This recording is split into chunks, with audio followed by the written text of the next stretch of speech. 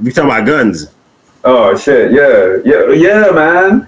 I heard. Yeah, nigga. So you talking about the what was it 6 airmen that got arrested or that got found with all them guns and shit and ammo? Correct. So 6 airmen caught with 14,000 rounds, I believe, of stolen ammo. Federal indictment alleges. So it's 2 staff sergeant and apparently. And it's crazy because some of the things they detail in the article, like I've literally, but hey, it sounds very eerie, right? Some of the shit you heard before. So what do y'all think? Because we discussed like, hey, before like we're to turn to the dark side. Sorry, there's the loud ass bite. If we had turned to the dark side, what could or would it have looked like, right? Stealing ammo, stealing, equipment. Weapons, having all that, and we talked about this. We discussed, the level of access some of us have, and the ability for shit to just disappear and never to be seen again. No questions asked. Correct. Unless you fucking tell it all on a wire, like, damn.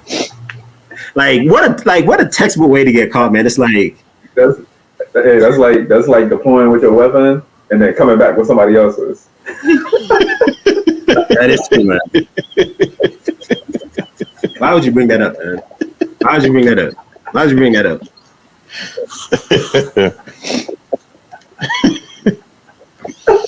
I mean, so we got a Cody, we got a homie in Cadam. Stafford would be a good consultant, to break down the film for us. You know what I mean? And that's what I found weird when I was reading it. I'm like, how does all this ammo gets taken without? Because from what I remember, when we went to Cata, like I've seen that piece of paper, but only like once in my entire 8 years, and somehow they were able to get a hold of it and basically forged document. I don't get how that's even possible. So I think one way is to essentially kind of forge shooting appointments. So hey, X amount of people supposed to come in and shoot on this day. They came in, they qualified, air quotes. Here, we dispose of the ammo. Now, when it comes to the discrepancy between, following up on who accounts for, the spent ammo, like that goes somewhere. So I don't know if like, somebody, is supposed to account for the spent ammo, but, I can easily see how they can, acquire ammo, and a lot of it. Especially when people ain't really trying to go out in the sun, really. People would rather say, hey, man, can you sign me off on XYZ? I might have to do you a favor or something like that, well, I do know down there where Josh at, when we were there, well, right before I left, no, it was you were there too, I think. But supposedly back in the day, what they used to do is unused rounds, they would save them for like what you call it, for the dog and pony show. I forgot what they call it. Whenever they had like the leadership come. Oh, or like maybe a family come through like that. Yeah. So what they were doing when they were hiding rounds, so those people can go on the range and then use the guns and use the ammo. Right. So it's like, okay, I see how they can get to it that way, but it just sounds like they need to rehaul the system, because I remember the last commander, he was a big Christian, so he wasn't into all that, line and stuff like that. But to know that before in the past, it's like we're supposed to like look at the leadership in a certain light, oh yeah, they know what they're doing, but in actuality, sometimes they're the ones that create this toxic, unethical behavior, if that makes sense. Mm-hmm. That's how I look at it. we did a story a while back, Josh. I don't know if you remember with the other security staff sergeant that went down to Oakland. He had killed 3 people, 2 cops, and a security officer, and he was one of the it's not Proud Boys. It's they wore the those Hawaiian shirts. I forgot what they call themselves. The Boogaloo Boys or Boogaloo Boys like that. Yeah, and the story. Well, but this dude was one of the anti-election people where he thought that it was stolen. I know the other dude, his motivation was differently, but we've seen kind of this. I don't know what you'd classify it as, extremism or more extreme fringe security forces dudes kind of going off on the deep end. What do y'all think about, nobody kind of saying like, yo, like nobody was there to kind of pull him back to be like, yo, maybe we should not be, be ready to like, essentially trying to incite, something like what happened on January 6th, or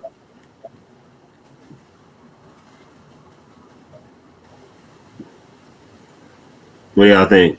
The fact that he didn't have anybody else there to say like, yo, maybe we should be doing this. Because I mean, I didn't hear the very last end of your last sentence. No, I was just saying, like, what do you think about the fact that he didn't have anybody there to be like, to pull him back, to be like, hey, man, that sounds like some fucking off the wall fucking shit you about to pull off. Like, I can maybe see the stealing of ammo, but to try to pull some crazy shit off. Like, I mean, if you, it only take a little bit. Think about it, man. I don't know if he coerced the fucking staff sergeant or the fucking airman, but niggas in the military, not saying that they're broke, but like you have money, but think about how much you really have. Like when you consider your bills and shit like that, and you really, you know what I'm saying, like just getting by if you're not, you know what I'm saying. I get, yeah, I don't know, man. And it's easier to convince somebody, hey man, we can do this, we can do X, Y, Z because we got access. You know what I'm saying? We got access to this, we got access to that. You know what I'm saying? We can do X, Y, Z, we can do this, this, and this, and we can make some money or we can take over some shit. You know what I'm saying? You fill a weak mind up with some shit like that, and you have a position of authority over somebody in a workplace, and you have access to it. It's fucking easy as shit to convince somebody to do some shit like that. You think it's kind of like along the lines? You think it's kind of along the lines of poverty is one of the primary reasons for like crime? You think it's like something along those lines? When you're talking about, in the military, we don't make that much money, so it's like people do shit like that to get more money. Right, and I'm not saying that you're gonna be fucking broke as shit in the military. Like, yeah, it definitely has its benefits. Like, I would rather be in the military and be broke than fucking be a civilian and be broke. I'll tell you that much. I'm just gonna keep it a buck with you. Like, so you broke in the military, you really ain't never broke. I'm just saying. You broke, but you ain't broke. You know what I mean? It's like you get an extra life. Yeah, you know what I'm saying? Like, damn, you lost all 100 of your lives in Mario.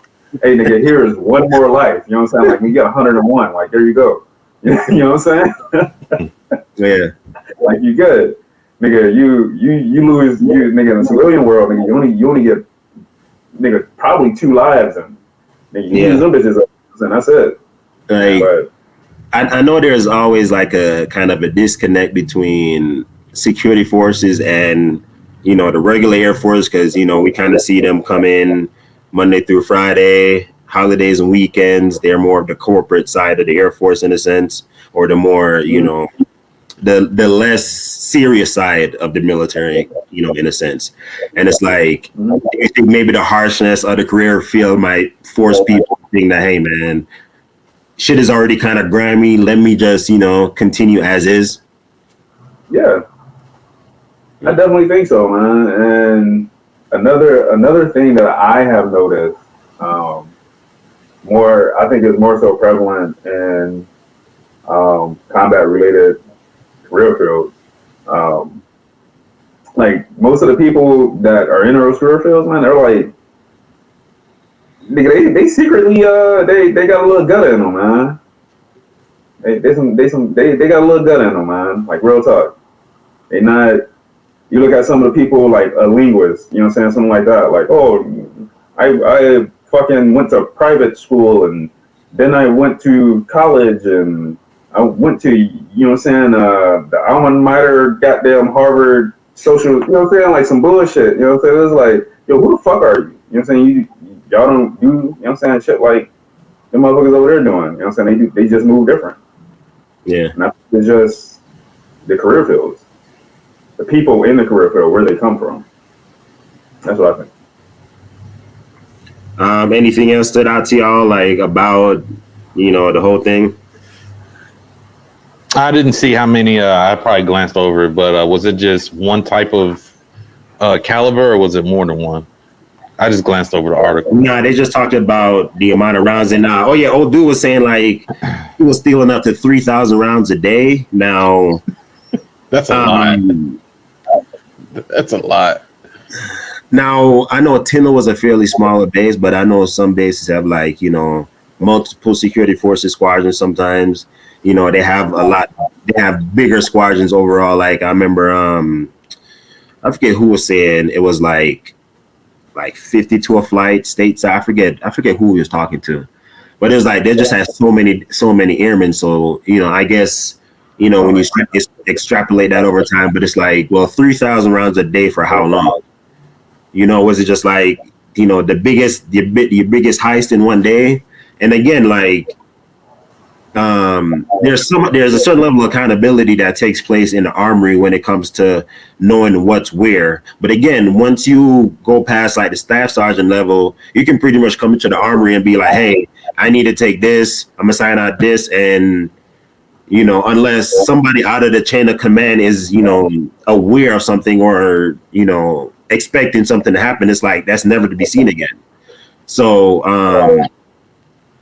I think this might maybe put an unnecessary light on Cadam and force them to might have to backdate some shit, you know, because, you know, whenever one thing go wrong, motherfuckers want to be like, all right, cool, let's put a light on everything for the past year. And, you know, when signatures are missing and shit like that, that should just open up a can of worms. So, you know, I think people might be scurrying and trying to, you know, put shit in place and shit like that.